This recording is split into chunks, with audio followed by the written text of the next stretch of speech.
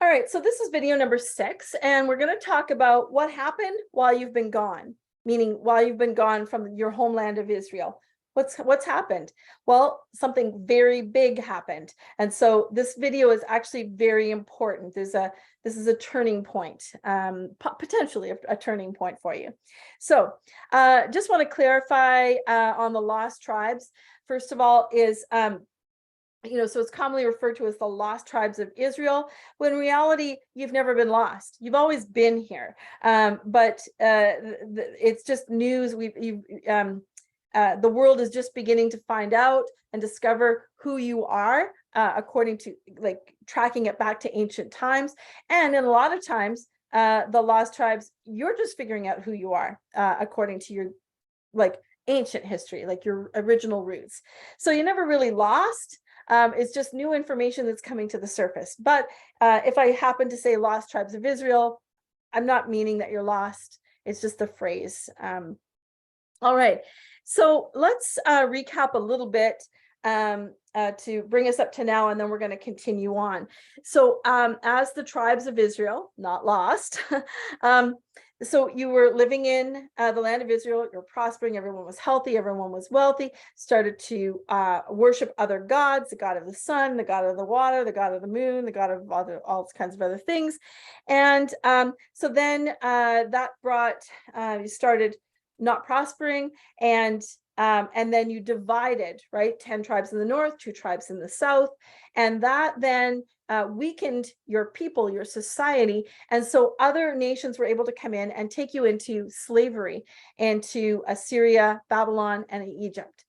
All right, so from there, 2 of your tribes went back to your homeland of Israel, and the other 10 tribes took off, right? They took off all over Asia, Africa, some even into Europe and into North America and South America and so on. All right, so that's just a quick recap.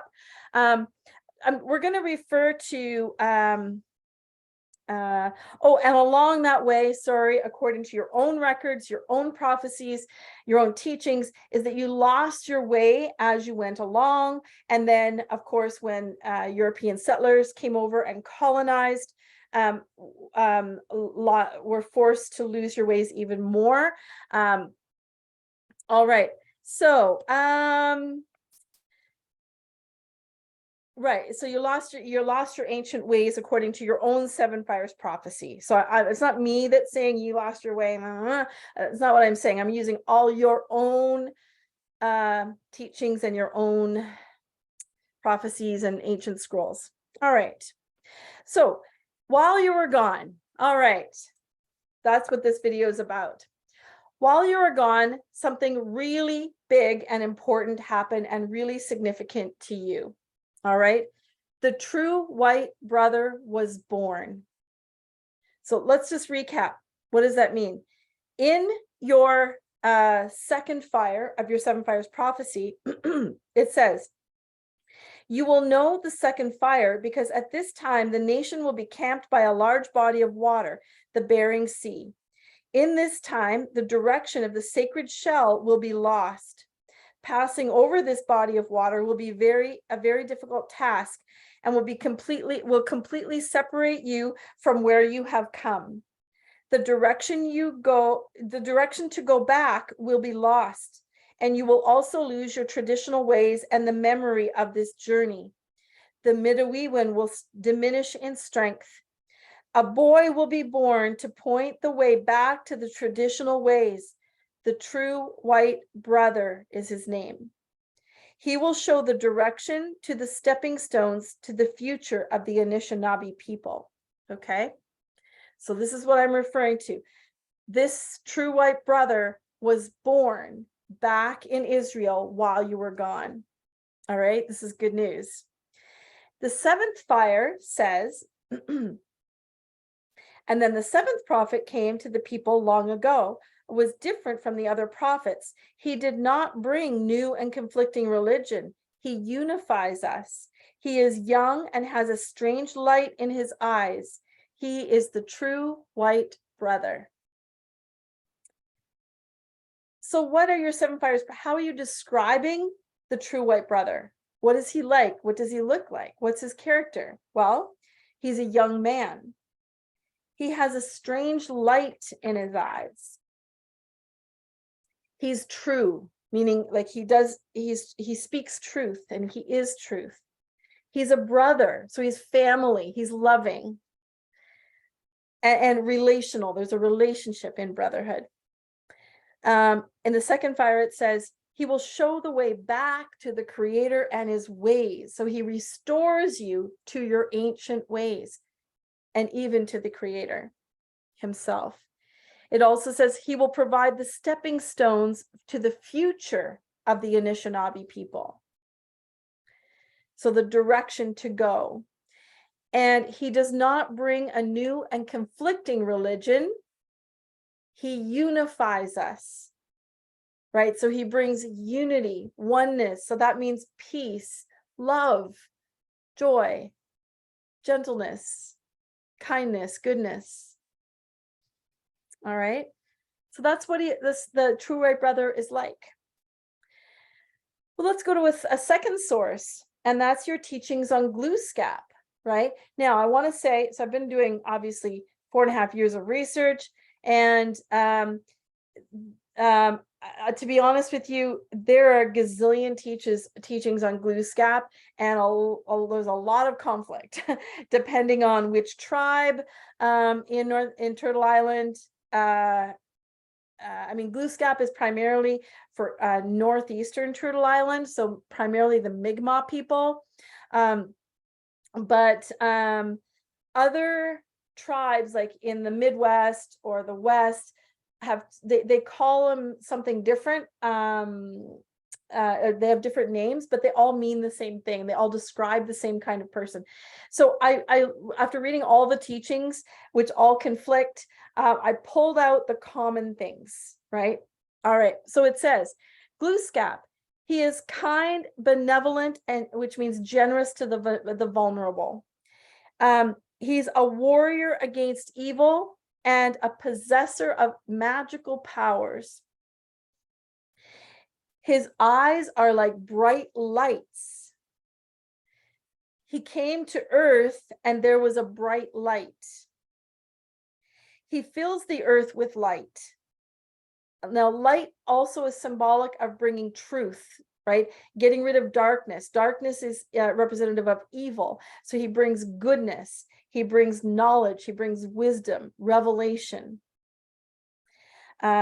He saves the earth from evil.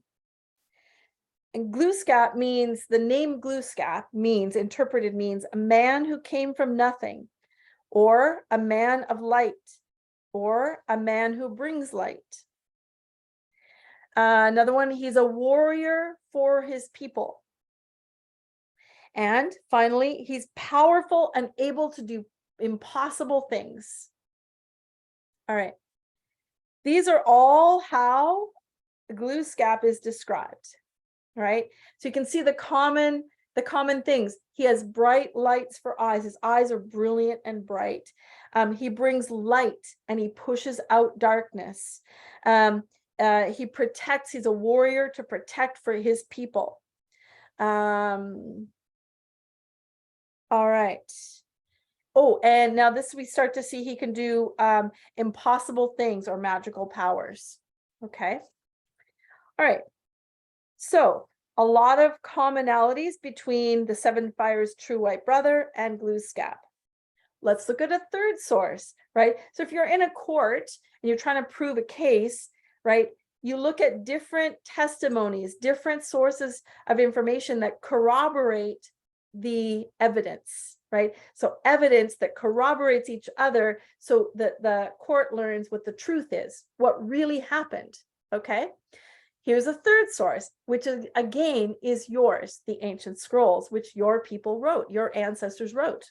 All right. So it says, so just to clarify, the ancient scrolls, for the most part, are history books. They recorded history as it happened, so that we would always know the truth about what happened in history. So we know what happens in today's world. They're trying to wipe out history. They're trying to reproduce textbooks and history books to not include things like the Holocaust or colonization in North America. They're trying to wipe that out so people don't, if it's not written down, people will forget about it, right? We need the history books that record actually really what happened, right? And so that's what the ancient scrolls were for, was to record exactly what happened, right? So it could not be wiped out and forgotten about what happened. All right. So in the scroll called Revelation, it says, and all of this I'm quoting, Yahweh, whose eyes are like blazing light. Same scroll. His eyes are like flame of fire. Same scroll. Then I saw the heavens opened, and suddenly a white horse appeared, and the name of the one riding it was Faithful and True, as in true white brother. His eyes were flashing. Same scroll. It says, she gave birth to a son, a male who is going to look after all nations. A different scroll called John, it says, the Creator did not send his son into the world to condemn it, but in order that the people might be saved, right? So remember in the other two sources of evidence, that he protects, he fights for his people, he saves them from evil. All right. And it says, again, quoting, he is the light of the world. Whoever follows him will not walk in darkness, but will have the light of life. And finally, I mean, there's lots. I just pulled these ones out for now. It says, he has come to us to save us from the evil darkness of the earth. There we go. So all three of your sources of information are corroborating one another and talking about the same one. Because who else has eyes that are strange lights or bright like fire? Who else has that? Who else has the abilities? And it's some in the ancient scrolls too. It talks about Yahweh doing magical things or powerful things, impossible things, miracles, right? They're all saying the same thing. All right. So in the Seven Fires Prophecy, he's called the true white brother. In your teachings, he's called Glooskap. And in the ancient scrolls, he's called Yahweh. All right. Now, Liz, I want you to hear me through this next part. I'm just going to ask for your patience, just to hear me through.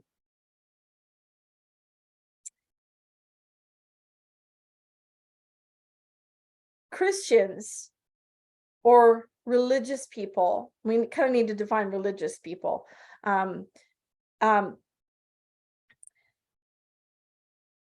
Call him Jesus, right?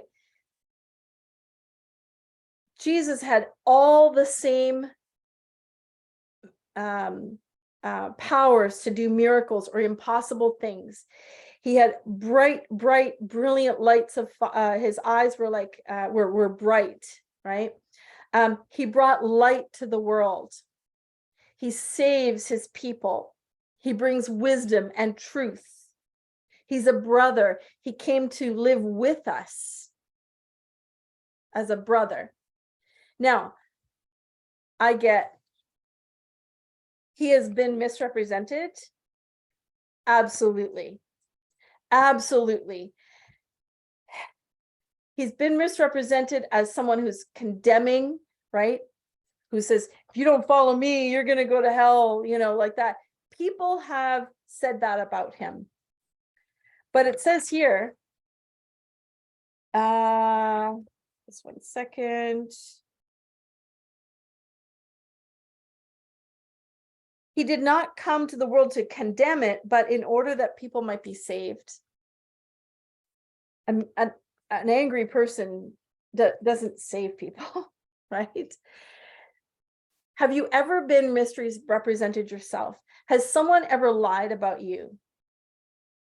Has someone ever, I'm just going to use an example. Let's say that Bobby lied to me about to Susie. So Bobby told Susie all kinds of lies. Oh, she's this, she's that, she's blah, blah, blah, blah, whatever, all this stuff, when it wasn't true. Well, Susie believes that because she doesn't know me. She's never met me, right? So she would tend to say, oh, well, either I'll just wait and decide for myself, or, oh, wow, she's like that. Oh, no, very high schoolish, right? And Susie wouldn't know any different until she met me, or until she met someone who knew me better and told the truth, right? And so if Susie were to meet me, she would see, oh, well, she's not like that, not like Bobby said. Well, here's the thing. Many people have misrepresented Jesus the same way. And I'm going to use the word Yahweh and not Jesus, because Yahweh is how it's written in the ancient scrolls, right? So I'll use the name Yahweh.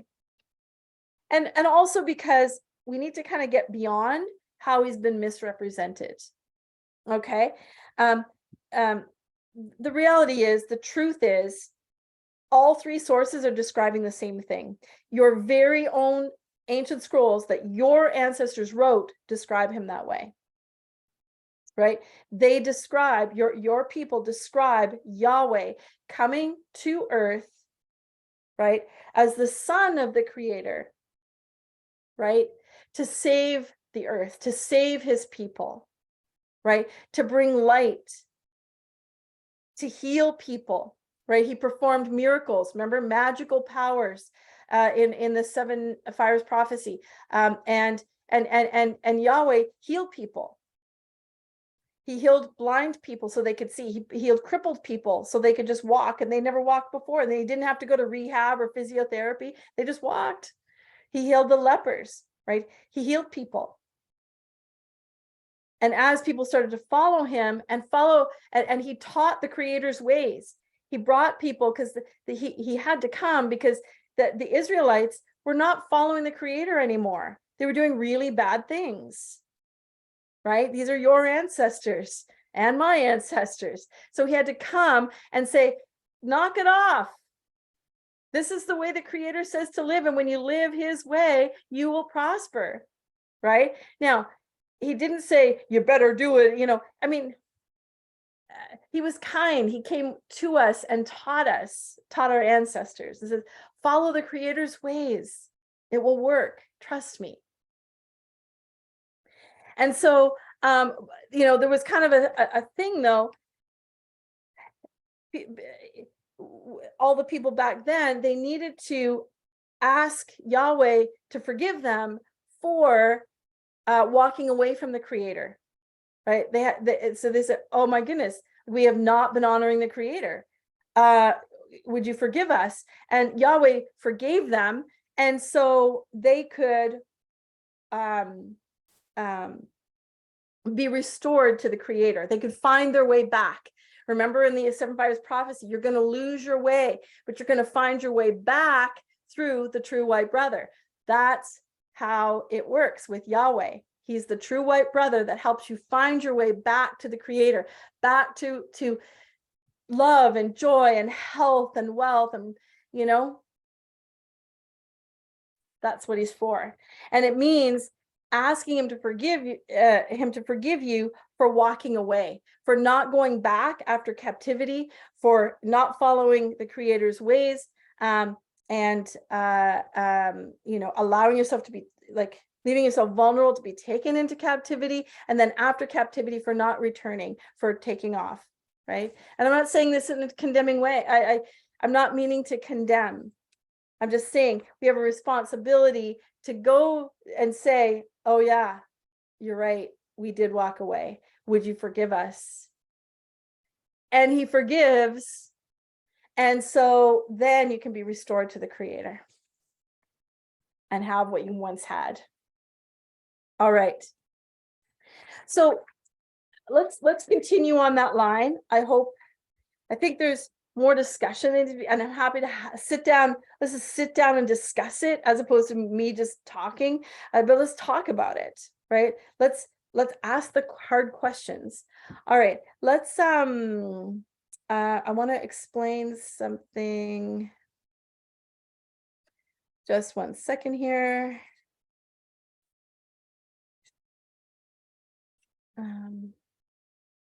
Just got to get something queued up here.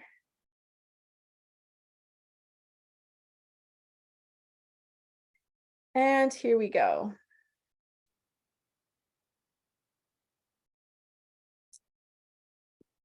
So while you were gone, before, let's go back again. So we had the Israelites, that's your ancestors, and the Gentiles, that's my ancestors, right?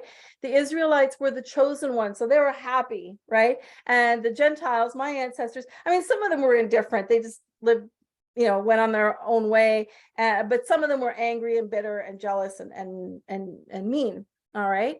All right. So then what happened was, when Yahweh came, when the true white brother came, while you guys have been here in Turtle Island, and all the people that were back there in Israel, right? So the Gentiles had moved in, the Israelites, some of them were there. It was just a mishmash of people. Yahweh comes, the true white brother was born, and he starts teaching the people and showing them the way to the Creator. And the Gentiles were like, what? Like, wow, we didn't know any of this, right? And they're like, yes, we, like, Yahweh, would forgive us for not believing in you, forgive us for not following you. We want this. And so Yahweh forgave them and accepted them, and they became the chosen ones, right? Because the Creator was saying, we're all my people. Actually, got to back up a little bit here, right? So the Israelites, some of you took off, some of you went back, but weren't following the Creator. And the Creator is saying, where are my people? Where are my chosen ones? And so so when the Creator sent his son Yahweh down to tell the truth about the Creator, to say, follow me. And the Gentiles heard and says, yes, we'll follow you. Why wouldn't we? And but the Israelites that were there, that had gone back, right, after captivity, they were like angry and bitter and jealous. Well, no, the Creator is our God. Like, you can't have them, and you got to do it our way. And they were really like, very, it's called legalistic or religious, right? Like, you have to do this and you have to do that and you have to do this and you have to do that. And that's religion. Religion is when man takes control of the Creator and makes it his own, right? All right. So they were bitter. They became the bitter and angry ones. And Yahweh is saying, no, that's not what I'm about. That's not what me and the Creator are about. We are about love and unity and oneness and living in harmony with one another, with those that are following me. But the Israelites that were there were like, no, it's our way or the highway. And Yahweh is saying, no, hello, it's me and the Creator or the highway. And so, but what the Creator and Yahweh wanted was that all the Israelites and the Gentiles, that the Israelites would see how the Gentiles were prospering and go, oh my goodness, what have we missed? We've got to come back to the Creator. This was the intention. He wanted everyone following the Creator. Everyone would be the chosen ones, right? And by the way, guys, I'm pulling this directly from the scroll called Romans. If you were to read that scroll, this is exactly, I'm summarizing it, what it says. But this is what the Creator wanted, but when reality, what's happening and what will happen to the very end is, on this side, some of the people that were former Israelites will follow the Creator and Yahweh and be the chosen ones. And some of them will still be bitter and angry, saying, no, we're the Creator's ones. Like, nobody can take that from us. And, you got to do it our way, or it's a highway, right? They're bitter and angry, right? So they'll just always be that way. They become the Gentiles. And then on this side, right, of what were formerly all Gentiles, right, some of them are following the Creator's ways and following Yahweh, And so they become the chosen ones, right? And then some of them are still bitter and angry, saying, no, we're doing it our way. We don't want anything to do with this. And so they become Gentiles. And so they have bitterness and anger in their lives, jealousy in their lives. And, you know, it's unfortunate. But now the good news is those that do follow the Creator's ways, that do follow Yahweh, can live together in peace and harmony and joy, and we can have that wealth and health all together. And wouldn't it be amazing if the whole world had that? And just it pops in my mind, I know Christians and religious people have been like this.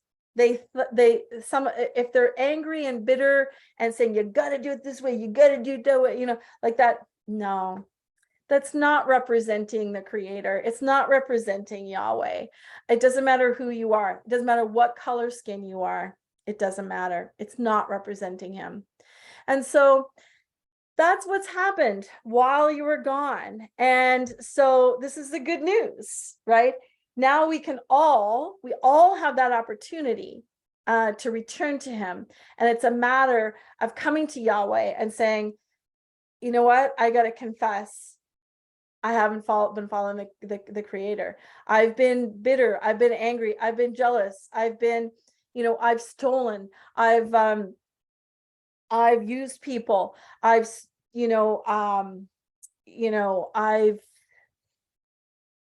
done bad things, right? Which I've lied, right? Everybody has. And it's simply a matter because the Creator wants us all to be his chosen one. He wants us all in his family. All we have to do is ask forgiveness from Yahweh and we're in. All right. So that's what happened while you were gone. And like I said, more conversation needs to happen, of course, and I'm happy to have that. And I have to probably leave a way to contact me if you don't have my information already. But what I'm saying is, let's come to the table. And I see a round table with where in the middle are the ancient scrolls and a flame representing the light, who is Yahweh, right? And they're in the middle of this round table. And we all come, whoever wants to. Nobody's being forced because that's religion, right? And we take our shoes off, which means there's vulnerability when you have bare feet or sock feet, right? It represents taking your pride off, right? I know everything, kind of attitude. And we all come and we sit down at the table. And to sit down means we lower ourselves to one another. Our shoulders are, fairly level with one another. We sit with each other. Of course, this is a talking circle, right? But everyone's welcome. And knowing that everybody, because the Creator created the heavens and the earth and the animals and the sea and the fish and the land and all the people. He created everything. So we're all like children of the Creator. All of us, every single one of us. That makes us all brothers and sisters. So why don't we sit at the table and talk? What do you know about the Creator? What do you know about Yahweh? What do I know? Right? And we share what we know, and we come to the truth, because right, the truth is in the middle, right? Because it says it's the true white brother. He brings light, which is wisdom and knowledge, right? We come and we learn about him from one another together. This is what I call come to the table. And so I offer that to anybody who's interested. And I will I'll give you my email address. You can find me on Facebook as Kate Christoffel, KateKristoffel.